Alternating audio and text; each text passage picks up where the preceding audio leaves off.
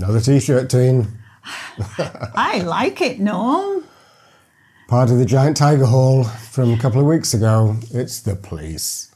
Very nice too. First punk band I think I ever sort of liked. But wonderful band. And great careers they've all had. So what are we going to talk about today, Teen? We're going to talk about coping with loneliness in retirement. You know, this can be very challenging, but there are several strategies and things that you can do to help. So we're going to talk about some of those today. Loneliness in retirement and a sense of purpose is one of the biggest comments that we do get on our channel. So we really wanted to try and address this today with maybe some advice, some tips, and share some of our experiences as well, because even though we're a couple, you can still be lonely. What do we have to start with, Tim? I think the first one is stay connected. There are many ways you can stay connected with family and friends, especially with all the technology that's available with social media today. Very much so. And also it's important to try and keep connected with your work colleagues, because you've had a close relationship with them over the years. And we see this in quite a number of Tim Hortons or McDonald's restaurants, where you'll see a group of 6 or 8 retired people having morning coffee. And that's a great way to stay connected, especially to the people who know you, your work colleagues. Yeah, and another plus to that, Norm, is that our local McDonald's does a seniors coffee break. Yes. So that's even better. Appeals to the cheapness in me. Yeah, absolutely. If you're careful, you can get a coffee for $1 in Canada on a senior rate. Just ask for make sure you ask. A senior rate coffee at Wendy's, McDonald's. Yeah. I don't know if Tim Hortons does it. No, I think they do a small cup. Join a club or an association, something that you might be interested in. Tina and I were members of a photo club. That's how we met. I know we weren't retired, but it shows you that like-minded people with similar interests are more easy to make friends with. So perhaps use one of your hobbies, or has there something that's been curiosity to you and you've never had chance to try it because you're too busy working. Now's the time. Another place too is that a lot of places have the local Y, Norm, where they will have a swimming pool and they'll have, say, a gym and different fitness things that you can join. And the beauty of that is that the people you're going to be bumping into will have a similar interest. That's why they're there. So you could possibly chum up and meet them outside of the place that you meet them. Very much so. Yeah. And then there's always community resources.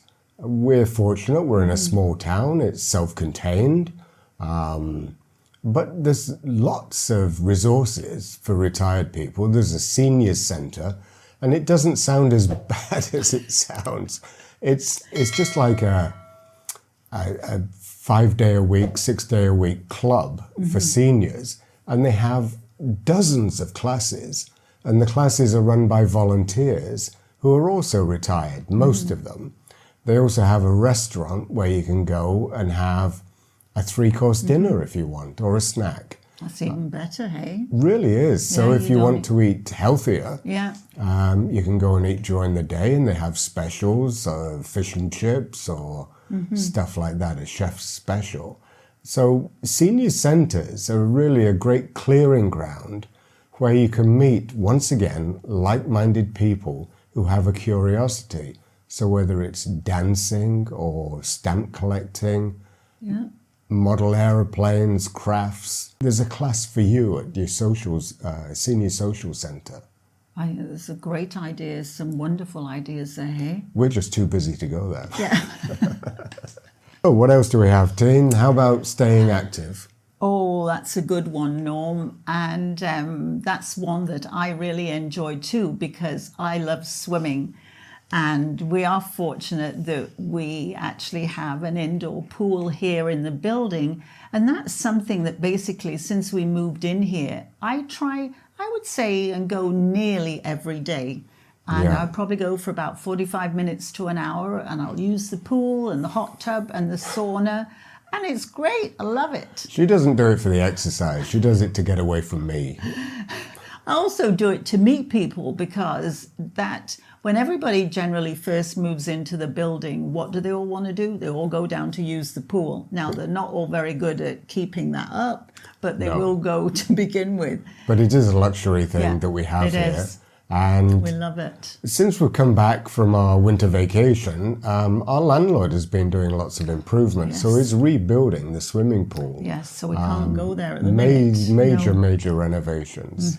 So we're looking forward to the swimming pool opening. So in the meantime, we're walking. Yes. And we're using our smartwatches as pedometers. So we set them at 8,000 steps per day. Yeah, give us an idea of how much we're doing here. Also tells how many calories we're going. So yeah, go out, be active, maybe join a swimming group, go to a gym. One of the comments we had recently from one of our viewers, and we're very appreciative of all the comments that you do leave us. He had a personal trainer. He's retired, and one of the reasons he had a personal trainer was it made him go and do it. Yeah. Because he had to book the trainer, get an appointment at the local gym, and it spurred him into action. Yeah, because he felt it was a commitment, didn't he? Absolutely. That he'd made the time to meet the trainer. So not only was he going to keep fit, because he'd made that time and appointment, didn't want to let him down. That was the oomph he needed to get up and go there, wasn't it? And we have friends in this building, very close friends, and one of them, he goes to the gym, and he refers to it as his gym buddies, because he's made all sorts of friends at the gym. So when he goes there, it's a social occasion. Yeah, it works out great, doesn't it? It is. So we keep reading these things, Tine, because we're not smart enough to remember them. Well, I think another one has to be, Norm, getting involved in volunteering work.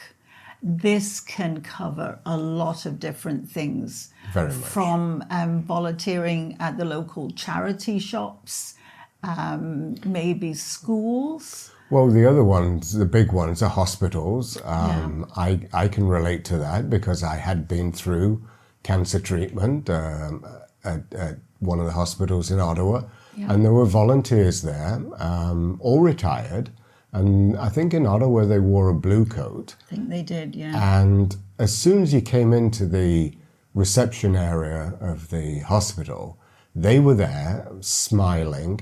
You would check in, and then they would ask you, do you know where you're going? They would take you there.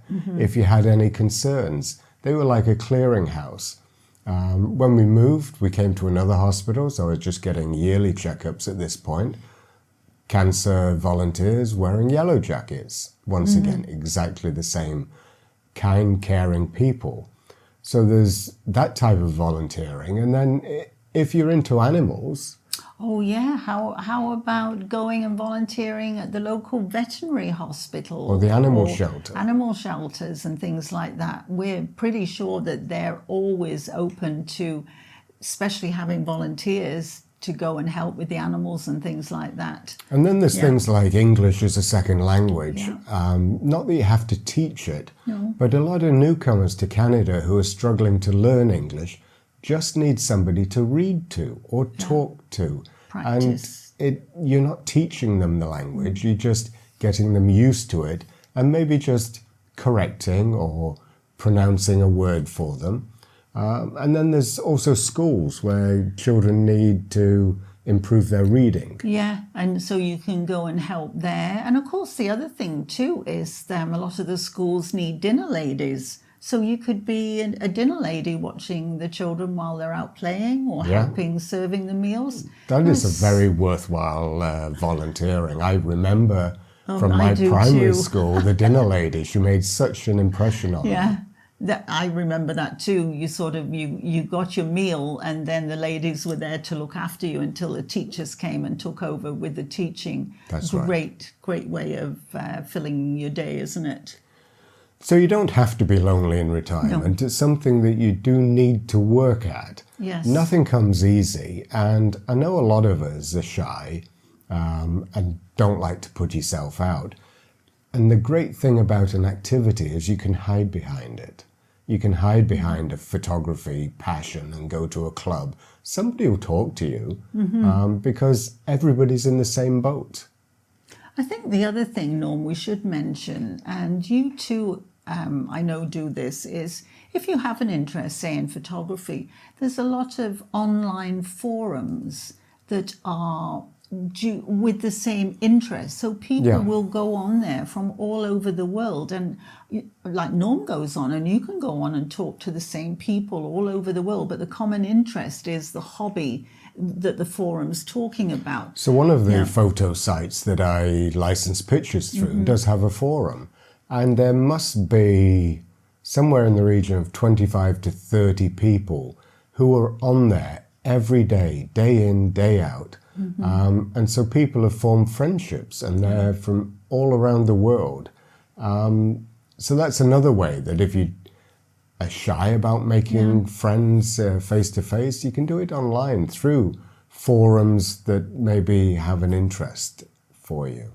Great idea, isn't it? So we hope that you're not lonely, and if you are, and if you are feeling lonely and without purpose, do seek professional help. Go to your doctor. Try and get referred to a mental health professional. It's nothing to be shy about. It's just that, you know, you failed to launch in the retirement world, and let's give it another try. Yeah, and they do say that it can take quite a different period of time for everybody. Everybody's different to adjust to being retired from you moving from the workplace into a different stage of your life, and there's no right or wrong on how quick you can adjust to it. And the other thing that I think, if all else fails, get a part-time job. Yeah. And then you can socialize that way as Nothing well. wrong. You'll have purpose, and you'll be able to talk to other people. It makes you get up in the morning or the afternoon. So anyway, team, what are we reading at the moment? Well, we are reading Die with Zero. Hold it up, team. Let everybody see. This is our latest book. Yes. Just got it from Amazon. Yes. Thank you to the viewer who recommended this to us. Yes. It piqued our curiosity because we've heard about the book a number of times, but you pushed us to go get one. Yes. So if you're interested in how to die with zero, how to manage your time, experiences, and they also touch on about inheritance as well, what you leave your children. So we'll leave a link for that in the description below. So, Die with Zero. Yes. And it's Bill Perkins. Bill Perkins, yeah. So we hope everybody's keeping well. And staying safe. And until the next time. Bye-bye. Bye-bye.